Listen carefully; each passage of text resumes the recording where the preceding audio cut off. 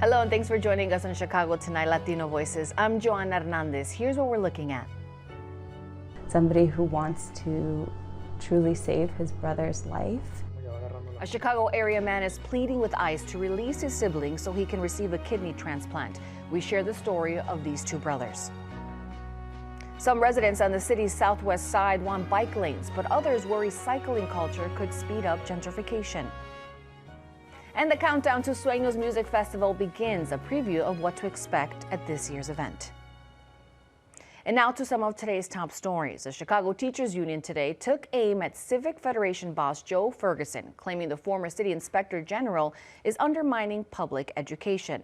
The union, which is reportedly very close to agreeing a new contract, rallied this morning outside the Federation's downtown office, claiming Ferguson is an obstacle to the agreement.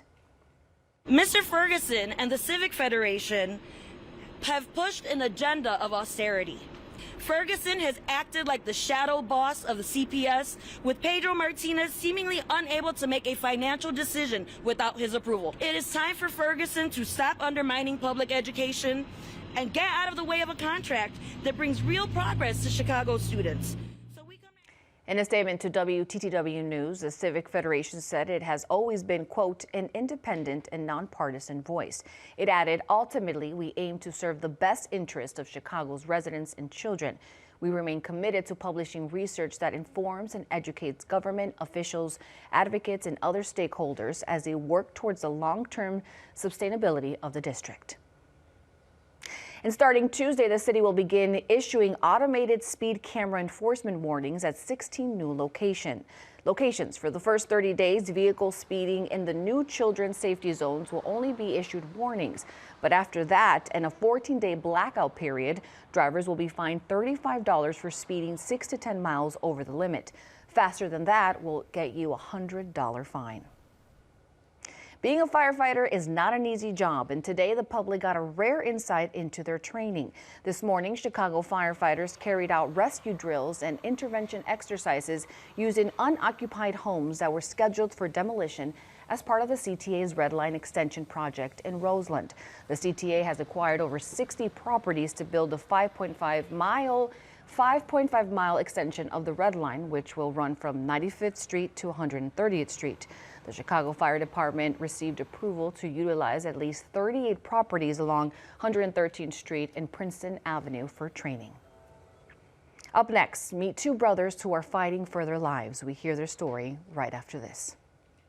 Chicago Tonight, Latino Voices, is made possible in part by the support of these donors.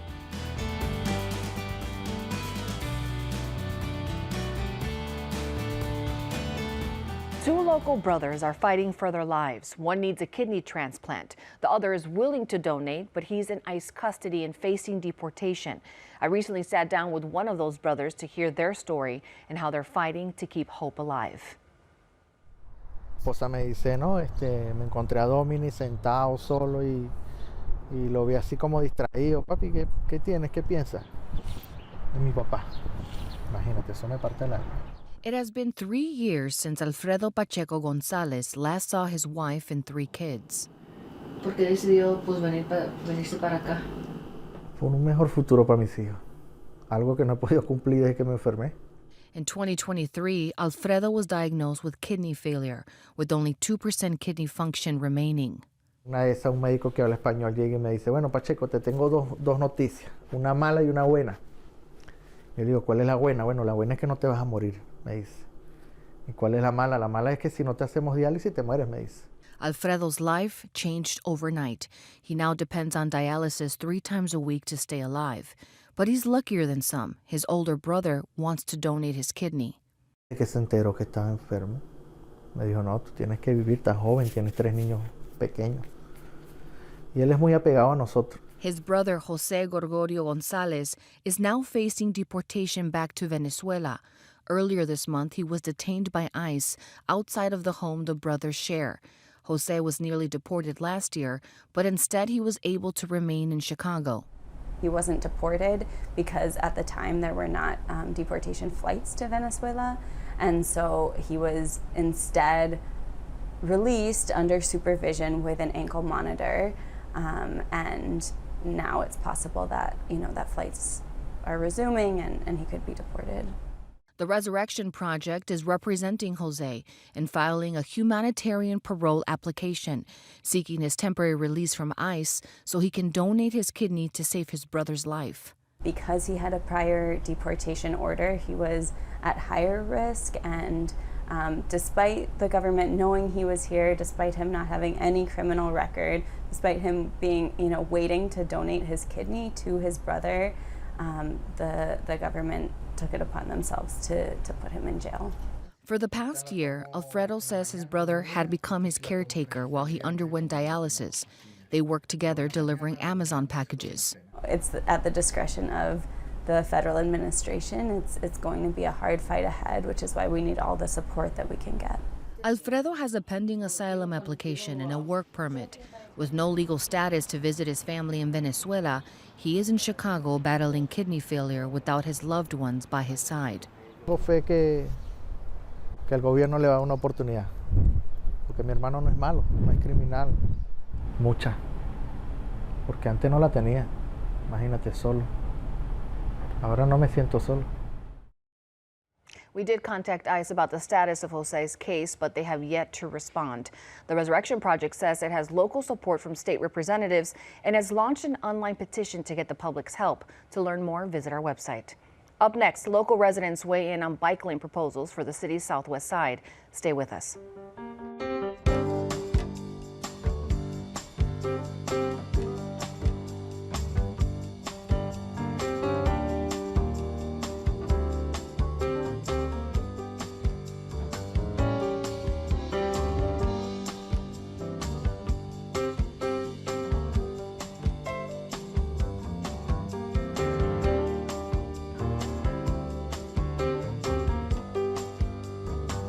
Residents of the 25th Ward, which includes Little Village and Pilsen, are being asked to participate in a survey that ranks which infrastructure projects are most and least important to them.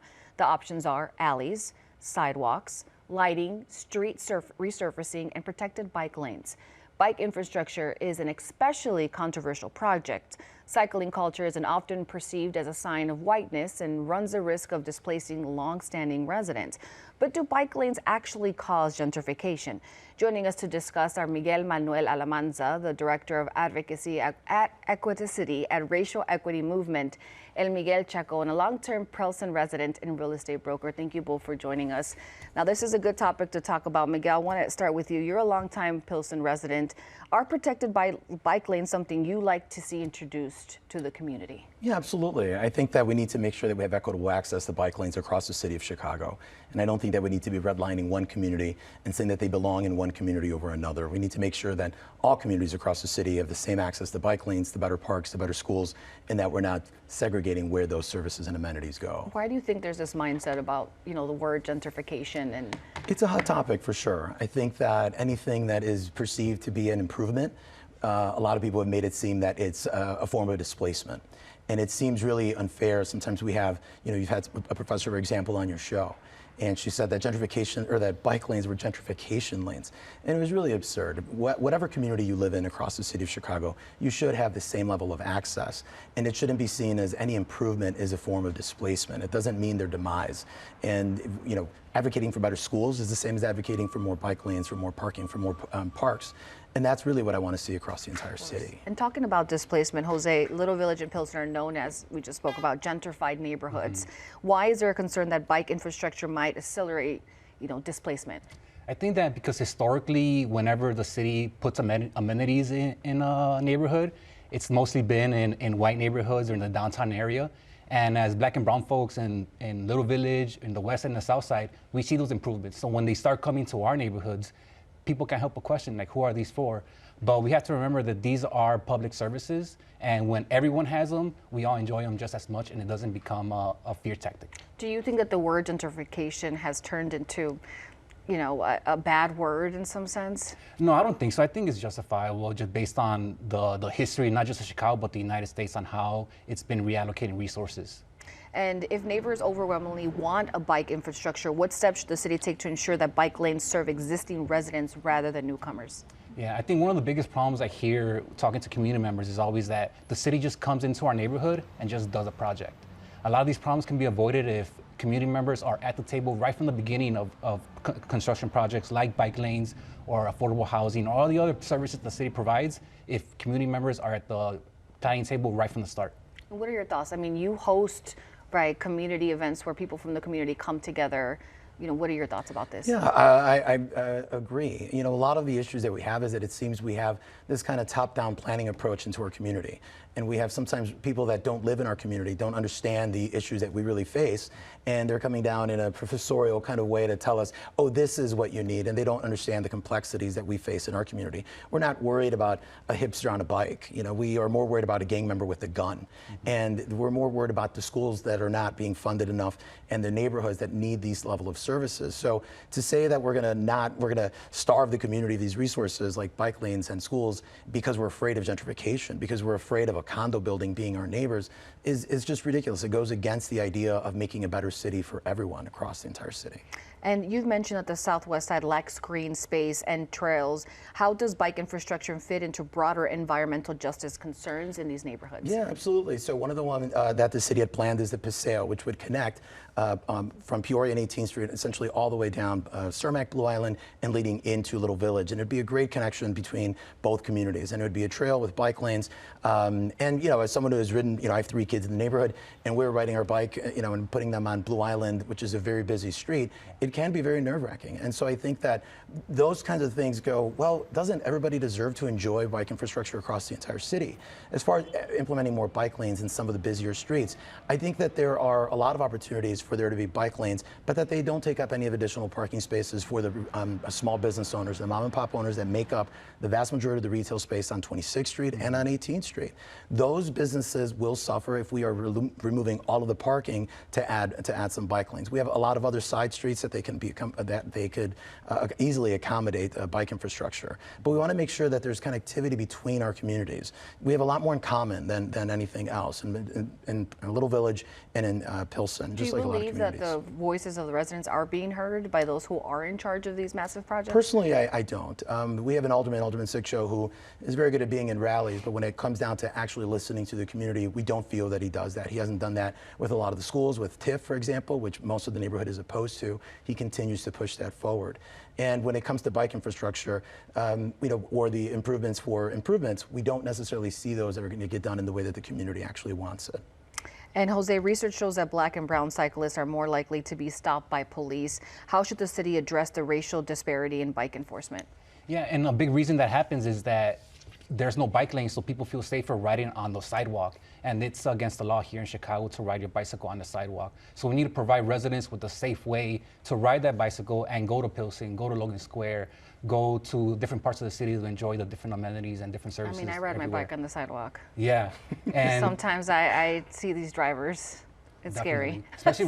Especially when you're on 26th Street and there's a lot of Yes. semi-trucks that run through there. Well, because there's a lot of factories. Exactly, yeah. And so having protected bike lanes will enable people to feel safer, and if you build it, they will come. And talking about that, do you believe Chicago and the U.S. have invested in social infrastructure the way that you would like to see it? Not as much, no. You know, the city just passed the budget just a few months ago, and not that much improvement was going towards infrastructure. Now there are installing new cameras, which, you know, people want other ways to make them feel safer that it's not going to come with a ticket. And so infrastructure is how you force people to drive safer, drive slower, and give other modes of transportation a chance to go around the city. What are your thoughts on what he's saying? No, I fully agree. I think that we need to make sure that we're improving infrastructure for the everyday livelihood of our communities is built around the infrastructure that we have. And when people don't feel safe, they're not going to go walking to our local stores. They're not going to be riding their bike to the other businesses in our community. If we don't feel safe, and if we aren't safe because of crime, then we really don't have a community. We have a community that is back up in their cars as opposed to a more walkable, livable communities. And we only have time for one last question, but to some, bike lanes don't seem like a priority when there are other public safety and health issues. Why is this important for you? It's important because it's a safety issue for all Chicagoans and all communities everywhere. We need to make sure that we're providing equitable access across the entire city. So every bike theft that happens is a travesty, and we need to make sure that we are saving lives in every which way we can. What are your last thoughts? traffic sucks. Just on my way here, it took me an hour to get here. I wish I could hop on my e-bike and just ride straight through. Yes, cut through the traffic, have my own dedicated lane. I mean, a guy can dream, but it would make it easier. Exactly, yes. So let's hope. Well, thank you both for joining us on this topic. Thank you for having us. Up next, what to expect at this year's Sueños Music Festival. Stay with us.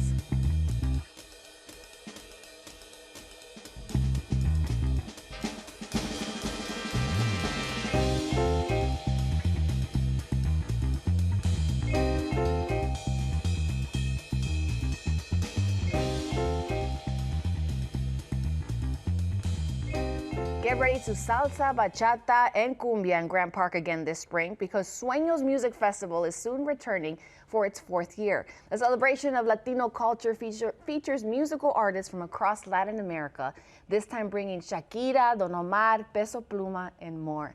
Joining us now for what's up this year is Aaron Ampudia, co-founder of Sueños Music Festival, and Omar Torres Courtwright, executive director of Segundo Ruiz Belvis Culture Center. Well, thank you both for joining us. What a fun event. Aaron, I got to start off with who you have as headliners. We're talking about Shakira, as I just mentioned. We talked about Peso Pluma. We also have Ed Alfa, Wizdin, not to mention Arcángel. And as someone who grew up in the 2000s, the reggaeton era, this is bomb. But I want to talk about the passion to bring together those legendary artists with music artists of this area. Where does that passion of this era, where does that passion come from? I think it's a passion of creating. We have over 6 festivals now in Mexico and the US, Sueños being the crown jewel of them all. And yeah, I think it's just a passion to create not only the music, but everything that goes into a festival, the culture, the food, the ambiance, everything. That's the passion. Was that the idea from the beginning, to bring back those legendary artists, like the old school ones that we grew up with the upcoming new, like, hot artists of the era? It's always a mix and a challenge, but yes, we always mix a little bit of regional, a little bit of old school, some of the new young kids, so we try to keep it fun. I like how you said the new young kids, the young ones. we can't age ourselves. So, and this year you're also changing things up, right? As Sueños is opening a second stage for local artists. Why was that important to do? We always like to hear our fans, and last year they felt like it was a little bit too tight, so we got a 5-year deal done with the city that gave us a bigger festival grounds and an option to go 3 days, hopefully, in the future. So we're bringing a second stage with DJs, all Latinos, some De Oro, some producers like DJ Luyan. So I think that's going to bring a whole different dynamic to the festival. I love De Oro. I do remember that was one of the opinions of, can we make it bigger so we have more time to go get food and come and check out all the artists. So that's awesome that you're listening to that feedback. Now, the festival also works to give back to local organizations. One of those, a partnership with the organization, Omar. Can you tell us how that came about and what the partnership has looked like? Sure. Segundo Ruiz Belvis Cultural Center has been around for over 50 years now, longest standing Latino cultural center in the city. And we have always been dedicated to young up-and-coming artists in Afro-Caribbean arts and culture, and also giving back to our professional artists and investing in them. So basically, the story with Sueños is quite unique because they found us, and us not being a mainstream organization, and you know, not being the flashiest. To me, it speaks a lot about how they did their homework and really found a connection with us. So they called us. They came to see what we were doing, and they've been the most incredible partner that you can think of. Why was it important to make those connections? It was like local connections. Well, I think that was the plan since the beginning. Like, we were coming into Chicago, and we know it's one of the biggest Latino cities in the US. So we wanted to not only give them an experience to celebrate the culture, but also impact the community in a positive way. And we've been doing it since year 1. And many people don't know there's a large, Puerto Rican and Mexican culture here in Chicago. Absolutely. So would you say that the collab has really impacted the organization? What has that done for them? I would say it has been transformational because the level of support and the multi-year support. So not only do we have opportunities like the ones that they've provided for some of our artists to even be like part of the roaming performances that they did last year, but also the investment in young people. Like, for example, our trip to Puerto Rico, which was an opportunity for young people, emerging musicians from Chicago, to present their work in one of the biggest jazz festivals in Puerto Rico. So we were able to go to Puerto Rico because of that? Yeah, this was all funded by Sueños. And then the investment in our facility. So we have two big projects. One has been the Media Center, where we have recorded with artists, where we have had young people experiment. And then we also have our acoustic project and lighting project, which has transformed our current multidisciplinary facility that we have for arts and culture. What does it make you feel like to hear that the impact, that this festival, this, I'm sure it started as an idea and has grown, and to hear someone say, like, this is the impact that it's had on some of the kids here? Say it in Spanish because it's the best phrase. Te llena el corazón.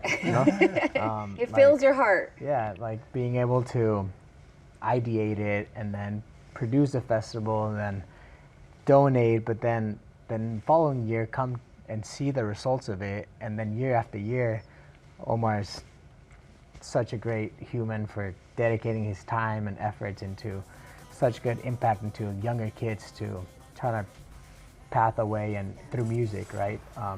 So it's not only writing a check, but I always ask Omar, like, what else can we do? Can we get him into the festival playing some stuff? Can we try to bring in artists to have them get uplifted, right, et cetera, et cetera. So it's super cool. It gives you like a purpose. And Aaron, I do want to talk about the 20 Days of Sueños. We'll be coming back this year. Can you tell us about that initiative? Yeah, 20 Days of Sueños. I mean, the food at Sueños is amazing. It's like a whole I see tour. all the TikToks. It's a whole tour. I feel that you like can do. the TikToks, they're I can intense. attest to that. They don't play around. So going back to that point of how to get involved in the community, we always try to have the community be the one that comes out and has a benefit as well. So all the food vendors come out. We're doing 20 days, kind of a tour where we give out tickets if they go to the food vendors' locations. So I want to verify, are these free tickets or tickets that they could win, or how do they get tickets that they can win? Okay, tickets that they can win. Yeah. So if they go to these restaurants. Yeah, you got to go to Sueños Instagram and check out all the information, but it's super easy and it supports your local businesses. That's really awesome. And Omar, I want to go back to the organizations that emphasizes Afro-Latino culture. Describe that music and how that shows up in mainstream reggaeton, and what it's like coming together for celebrations like this. Oh my God, I'm of the Teo Calderón era. Me too. Hey, so who does not like a good Teo Calderón? So of course, Teo Calderón really opened the way for this Afro-Caribbean music to be represented in reggaeton. And now I think that the other side of the spectrum is Bad Bunny with his newest album. So the genre itself has always paid respect to the people that came before them, and I think that there's some artists that have really pushed that, and I think that Sueños knows that very well and has made that connection. Can't say enough about it. Do you like to say, I don't like saying old, but do you like to see, I know I was like, I don't want to say old, but because we're aging ourselves, but do you like to see like the old school reggaeton artists with like new ones? Because I feel like there's a mix of even the young people with the older crowd. I was telling him how I discovered young Miko basically through Sueños, and she is the pride she's the pride and joy of Puerto Rico, right and now has been like on top for a few years now. But the first time that she performed, with them, she wasn't that big, right? And me being like from like that old school generation, You're like, hold on, she's actually good. Yeah. Like I learned about it, and I think that the same way young people are like, oh, wait a minute, we seen Yandel and Shakira, and I was like, we gotta check that out. We gotta check that out. Yeah, exactly. So we only have time for one last question. We have a couple seconds. I know you have 5 years secured with the city through 2029. What goals do you have for the future of the festival? I mean, I think keep growing as a festival, but also keep the impact in the community growing, and that 5-year deal gives us that pathway and that security to keep on investing in different foundations and organizations that support the local community. Do you hope it stays in Chicago? It's got to stay in Chicago. It's gonna. Hey, that's positive. All right. Well, thank you guys for joining us, and I can't wait to see all the pictures and videos. Thank you. Thank you. The festival is May 24th and 25th in Grant Park. You can find more information on our website, and we're back right after this.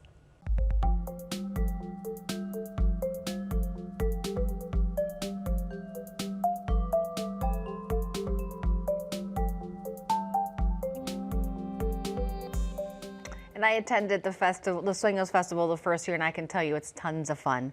And that's our show for this Thursday night. You can stream Chicago Tonight on WTTW YouTube channel every evening and catch up on any programs you may have missed. And stay connected with our reporters and what they're working on by following us on Instagram at WTTW Chicago. And join us tomorrow night at 5:30 and 7 for the weekend review. Now, from all of us here at Chicago Tonight, I'm Joanna Hernandez. Thank you for watching. Stay healthy and safe. Buenas noches.